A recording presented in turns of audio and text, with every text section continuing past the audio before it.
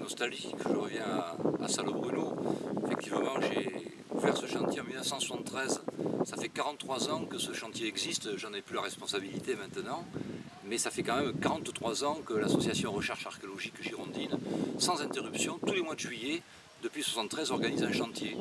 Et à l'emplacement là où je parle, à l'époque, on ne voyait pas du tout la commanderie. C'était un tas de ronces et un tas de lierre et une forêt à l'intérieur du monument. Aujourd'hui, grâce à tous ces bénévoles qui ont 43 ans, ont pu arriver à ce travail.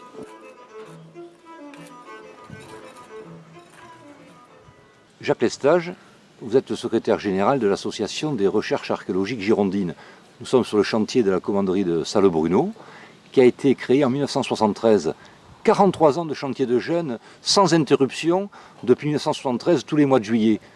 Ça évoque quoi pour vous, qui êtes responsable de l'assaut aujourd'hui? Je crois que ça représente un exemple assez extraordinaire, hein, même au niveau national. Il y a peu de chantiers qui ont une durée de vie aussi longue.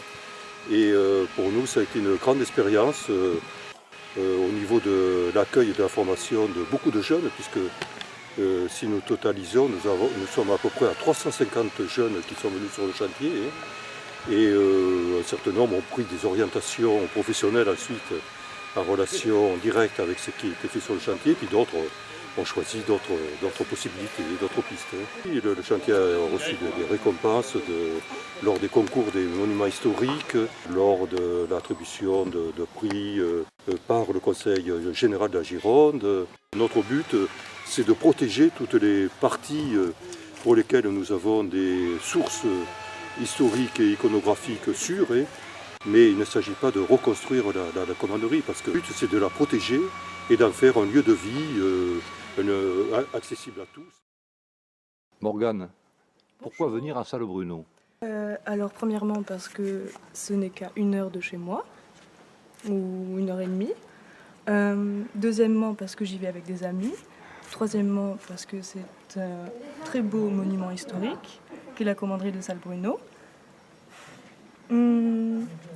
Quatrièmement parce qu'il y fait bon vivre. Et puis s'il doit y avoir un cinquièmement... Oui, on y apprend quelque chose aussi, peut-être. On y apprend quelque chose, alors forcément.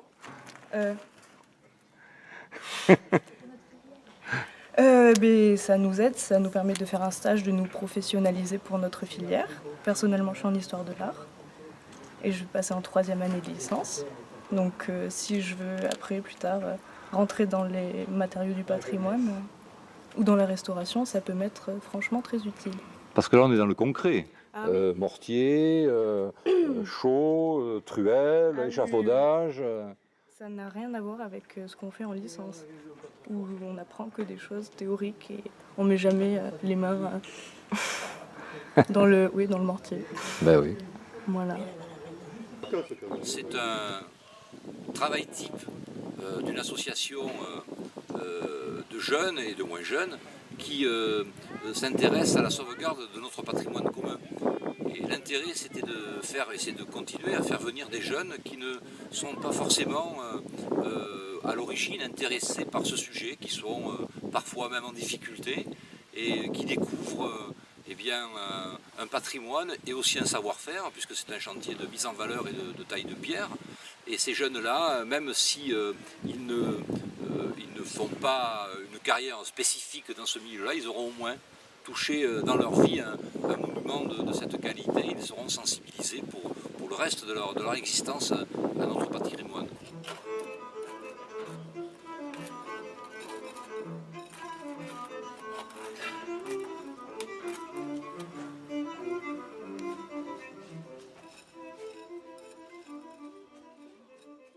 Vous êtes en quelque sorte le responsable technique du chantier. Voilà. Alors ce chantier, depuis des années, on a commencé, c'était des ronces. Aujourd'hui, on en est où? Mais disons qu'une première partie, c'était empêcher de rentrer dans les maçonneries, après de sécuriser et maintenant un peu de valoriser. C'est ainsi qu'on a pu refaire le glacis sur le contrefort de la grande échauguette, qu'on est en train de remonter une fenêtre dont il y avait tous les éléments en place et dont on a retrouvé les clavons. Voilà. Et si nous pouvons maintenant remettre en place la colonnade de chœur, les 4 parties, celles du fond sont doubles, celles de devant sont triples, on aura archéologiquement quelque chose de complet. Puis à qui je crois un plaisir, hein, c'est le retour des fonds baptismaux qui étaient à l'origine de Salobruno, qui avaient été emmenés dans les années 30 à la petite chapelle de Sainte-Présentine, qui malheureusement a été détruite par le temps, et les fonds baptismaux de Salobruno sont revenus dans leur église d'origine. Voilà, alors les fonds baptismaux, il faut considérer, enfin, c'est du mobilier, c'est du mobilier d'église. Donc Salobruno a retrouvé un de ses mobiliers.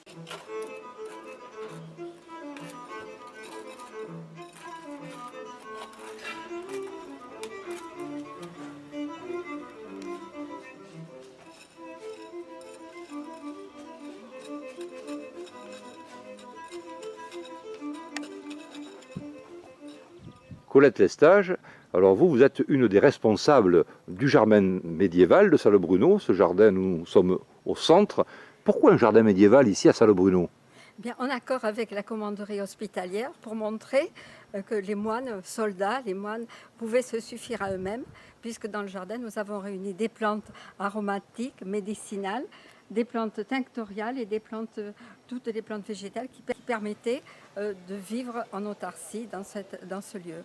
On avait tellement besoin de se soigner pour tout ce qu'on pouvait manger qui n'était pas toujours très frais, donc ils se soignaient comme ça. Ça peut servir pour cicatriser les plaies.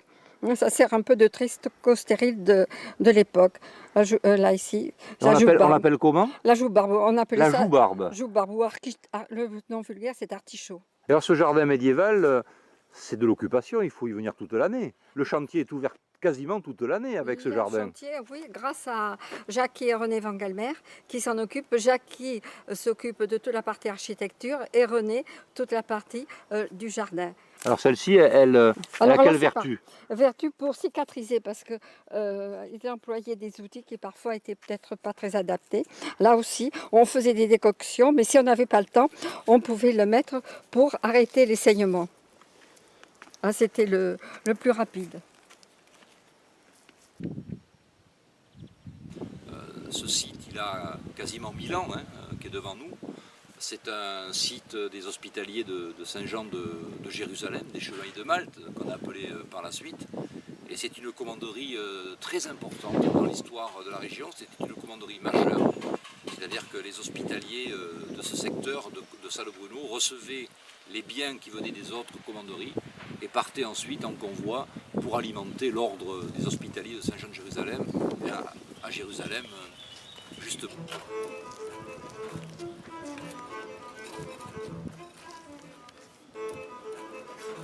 Le Conseil général de la Gironde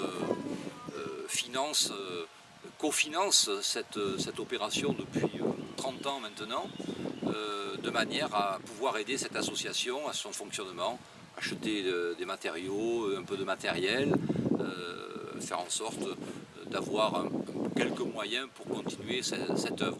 Les collectivités que je représente, hein, aussi bien le conseil régional de la Nouvelle-Aquitaine et le conseil départemental de la Gironde, et ce sont deux collectivités qui sont très heureuses de participer à ce travail. Et puis moi, à titre tout à fait personnel, moi, je suis heureux que cette idée continue et que ça puisse continuer sans celui qui l'a organisé à l'origine. C'est bien, c'est la continuité et je crois que ça continuera encore pour bien longtemps.